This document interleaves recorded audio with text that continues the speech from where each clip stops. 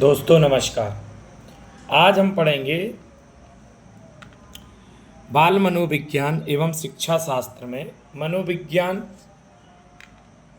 बाल विकास अध्ययन की विधियाँ। मनोविज्ञान और बाल विकास के अध्ययन की विधियाँ। आइए देखते हैं पहला क्वेश्चन। उस विधि का नाम बताइए जो भविष्यवाणियों के अतिरिक्त कथन कारण सिद्धांत पर आधारित है। कौन सी बतानी है? भविष्यवाणियों के अतिरिक्त कथन कारण सिद्धांत पर आधारित है। तो उस विधि का नाम है प्रयोगात्मक विधि। कौन सी है दोस्तों? प्रयोगात्मक विधि। ठीक, कौन सी है? प्रयोग। नेक्स्ट, आश्रित व अनाश्रित परिवर्त्य किस मनोवैज्ञानिक जांच विधि में प्रयुक्त होते हैं? आश्रित व अनाश्रित परिवर्त्य किस मनोवैज्ञानिक जांच विधि में प्रयुक्त होते हैं? तो ये भी प्रयोगिक विधि। कौन सी है? प्रयोगिक विधि।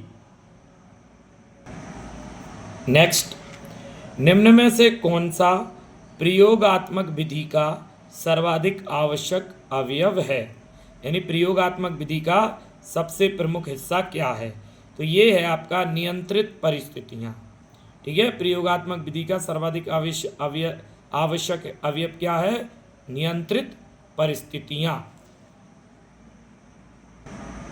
नेक्स्ट, विकासात्मक मनोविज्ञान में जीवन का अध्ययन किया जाता है। तो ये पता है आपको, विकासात्मक मनोविज्ञान में जीवन का अध्ययन जीवन पर्यंत होता है, जन्म से लेके मृत्यु तक।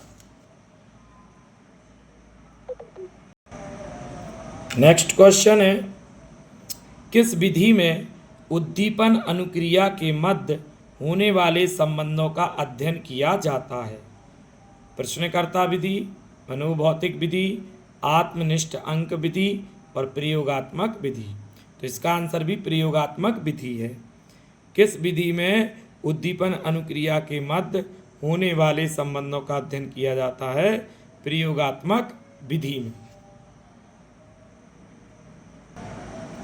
नेक्स्ट, अगला प्रश्न है, निम्नलिखित में से कौन सा शिक्षा मनोविज्ञान के अध्ययन की वस्तुनिष्ठ विधि नहीं है?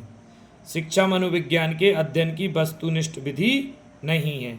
आत्मनिरीक्षण विधि ये वस्तुनिष्ठ या वैकल्पिक विधि नहीं है, जबकि प्रयोगात्मक, उपचारात्मक और निरीक्षण विधि वस्तुनिष्ठ आपकी विधियां हैं शिक्षा मनोविज्ञान की।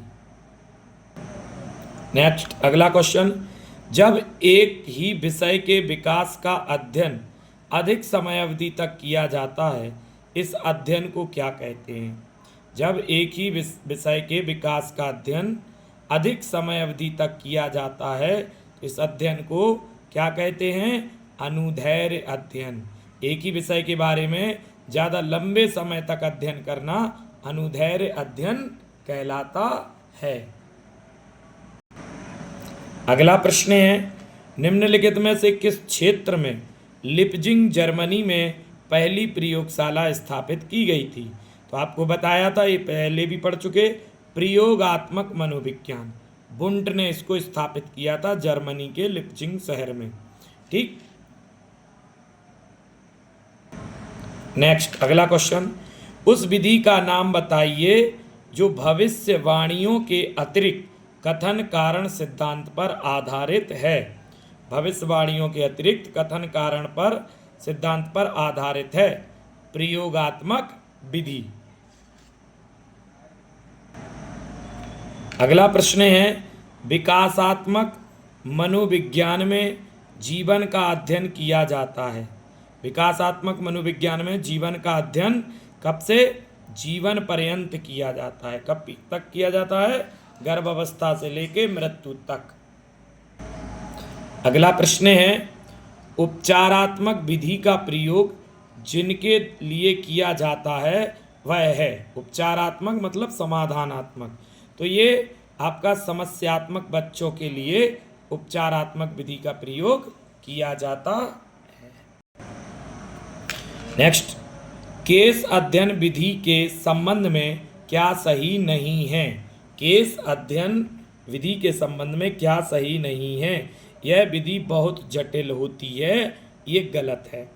यह एक वैज्ञानिक विधि है, ये सही है। यह सरल और सस्ती होती है, ये भी सही है।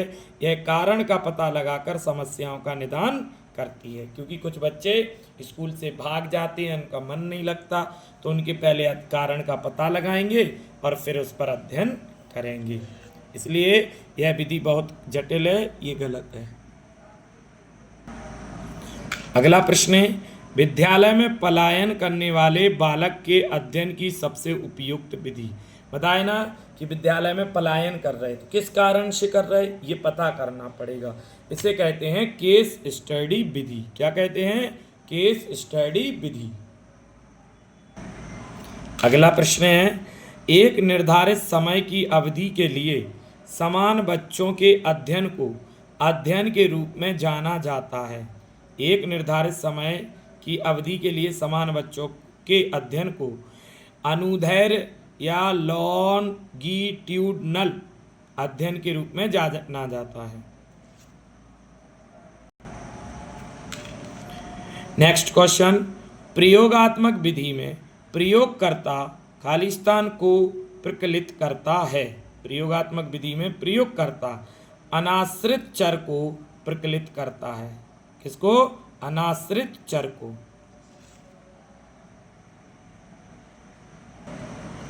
नेक्स्ट, प्रयोग विधि में प्रयोगकर्ता के अधीन में होने वाला चर कौन सा है? प्रयोग विधि में प्रयोगकर्ता के अधीन में होने वाला चर है स्वतंत्र चर। कौन सा है? स्वतंत्र चर। हम जिस व्यक्ति का अध्ययन करना चाहते हैं उसी व्यक्ति से समाचार ग्रहण करने की विधि है, तो ये है आपकी आत्मनिरीक्षण विधि। जिस व्यक्ति का अध्ययन करना चाहते हैं उसी व्यक्ति से समाचार ग्रहण करने की विधि को क्या कहते हैं? आत्मनिरीक्षण विधि। नेक्स्ट प्रश्न है, कक्षा की स्थिति में निम्नलिखित में से किन विधियों का उपयोग किया जा सकता है?